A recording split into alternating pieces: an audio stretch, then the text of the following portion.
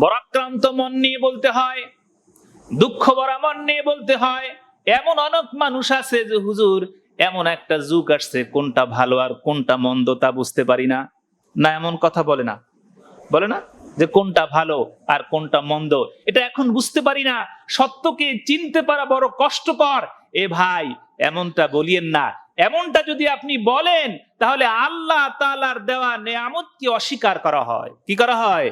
অস্বীকার। অথচ আল্লাহ তাআলা এই সত্য এবং মিথ্যাকে পার্থক্য করার যেই কিতাব, সেই কিতাব আপনাকে দিয়েছে আল্লাহ, আপনি যেন এই কিতাবকে তেলাওয়াত করে করে সত্য এবং মিথ্যার পার্থক্যকে বুঝতে পারেন। এমনকি আল্লাহ রাব্বুল আলামিন এই কিতাব নাজিল করার কারণে রমজানকে এভাবে বলেছেন, আস-সাওমু লি। আল্লাহ তাআলা বলেন রোজা আমার জন্য, এ রোজা আমি নাজিল করেছি। যে ব্যক্তি রোজা পালন করবে আমি আল্লাহ তাআলা তাকে নিজ হাতের প্রতিদান দান করব। বলেন রোজার প্রতিদান কে দেবে? আল্লাহ নিজে দেবে। তার কারণ একটা কারণ, এই দিনটা স্মরণীয়। আল্লাহ তাআলা এই রমজান মাসে কোরআনকে নাজিল করেছেন। অন্য এক রাওয়াতে আল্লাহ তাআলা বলেন আস-সাওমু লি ওয়া আনা উযযা বিহি। একজন আছে ওয়া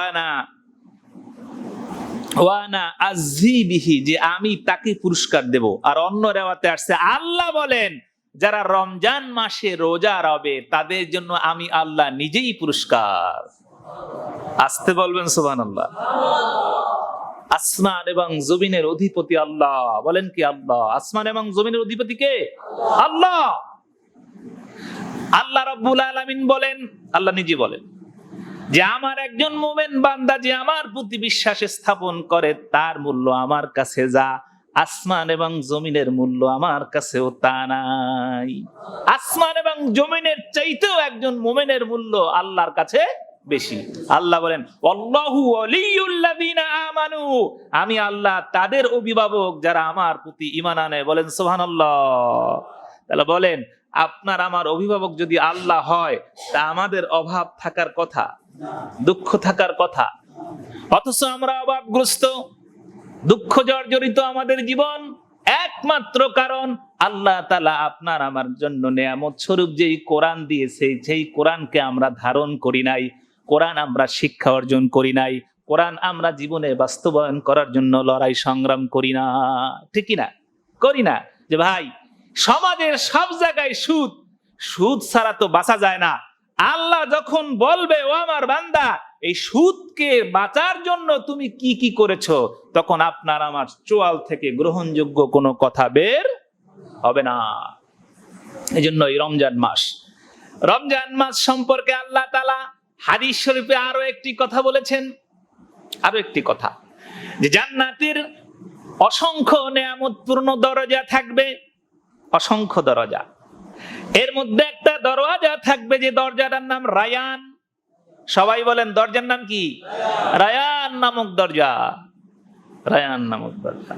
আল্লাহ তাআলা বলেন যে ব্যক্তি রমজান আসলো, রোজা পালন করলো, আত্মশুদ্ধি করলো, নিজের দুই চোয়ালের মাঝখানের অন্যায়গুলো থেকে ফিরে থাকলো, হাতের অন্যায়গুলো থেকে ফিরে থাকলো, পায়ের অন্যায়গুলো থেকে ফিরে থাকলো, আর 30টি রোজা পালন করলো, ঈদুল ফিতর নামাজ আদায় করে সে বাড়িতে পৌঁছলো, আমি আল্লাহ তাআলা কাল কিয়ামতের দিন তাকে রায়ান নামক দরজা দিয়ে জান্নাতে প্রবেশ করাবো। এখন বলবেন হুজুর রায়ান দরজাটা এমন একটা কি? রায়ান দরজাটা এমন একটা, ওই দরজায় রোজাদার ছাড়া আর কেউই প্রবেশ করতে পারবে না। সুবহানাল্লাহ। একটি বিবাহের ফাংশন, এখন বলতে পারেন না রায়ান দরজায় কি আছে এমন, নাই বা গেলে কি হবে? তাহলে আমি এখন বলে রাখি, একটা বিবাহের ফাংশন, বিবাহের ফাংশনের সব জায়গাগুলো মেহমানের জন্য প্রস্তুত করা হয়, কিন্তু নশা যেই জায়গায় বয়, কি বসে? নশা। নশা না জামাই, জামাই যেই জায়গায় বসে সেই জায়গাটা একটু ব্যতিক্রম ধরে না? ব্যতিক্রম ধরে।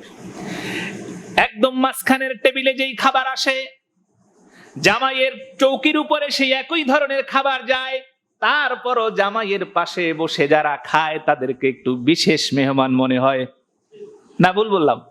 একটু বিশেষ মেহমান মনে হয়, বাট আমি জামাইয়ের পাশে আছি।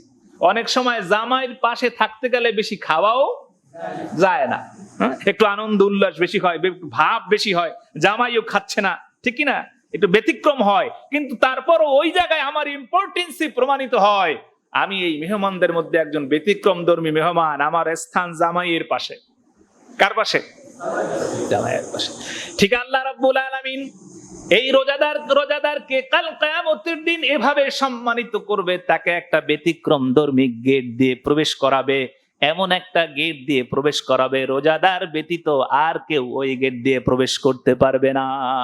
এত গুরুত্বপূর্ণ এই রমজান। এই রমজানের কদর সবকিছুর ঊর্ধ্বে। অনেক কারণে রমজানের কদর, তার মধ্যে একটা কারণ হচ্ছে আল্লাহ তাআলা রমজানে কোরআন নাজিল করেছেন। বলেন কি নাজিল করেছেন? জোরে বলেন কি? কোরআন। অসংখ্য শিক্ষা রয়েছে রমজানের, তার মধ্যে একটি বড় শিক্ষা কোরআন শিখতে হবে, কোরআন ধারণ করতে হবে, কোরআন জানতে হবে, কোরআন বুঝতে হবে, ঠিক না? কোরআন নিজের জীবনের সাথে ধারণ করতে হবে। যদি আপনাকে আমাকে প্রশ্ন করা হয়, এ ভাই আপনি আপনার টোটাল জীবনের শিক্ষা ব্যবস্থাকে যদি শতাংশ করেন, তাহলে কত শতাংশ সময় আপনি শিক্ষার জন্য কোরআন বেছে নিয়েছেন? এ উপস্থিত মুসলমান ভাইরা, এ আমার ভাইরা, যারা আমার কথাগুলো শুনবেন, আপনার কাছে প্রশ্ন, আপনি আপনার বিবেকের পাশে প্রশ্ন করেন। আপনি আপনার শিক্ষা জীবনে যা কিছু শেখার জন্য যত সময় বিনিয়োগ করেছেন, কতটুকু সময় আপনি কোরআন শেখার জন্য বিনিয়োগ করেছেন? আপনার রব যদি আপনাকে কোরআনের নেয়ামত সম্পর্কে প্রশ্ন করা হয়, আর যদি বলা হয় তোমাকে পুরা কোরআন দিয়েছিলাম, বলো তুমি শিক্ষা অর্জনের কতটুকু অংশ কোরআনের পিছনের শিক্ষা অর্জন করেছ? অধিকাংশ ব্যক্তি সেই দিনকার কিয়ামতের দিনকার আল্লাহ রাব্বুল আলামিনের বিচারের কাঠগড়ায় আমরা লজ্জিত হব, ঠিক কি না? লজ্জিত হব না?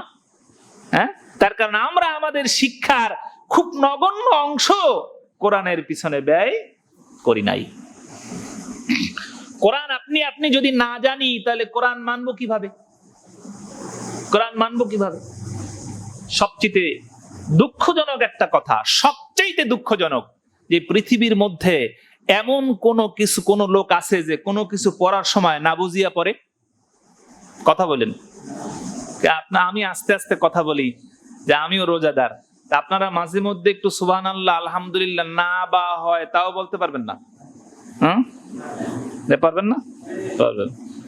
বলেন, আমরা কি জীবনের কোনো কিছু না বুঝা পড়ি? পড়ি? না বুঝতে পড়লে বিপদ, মহা বিপদ। কি বলেন? মহা বিপদ।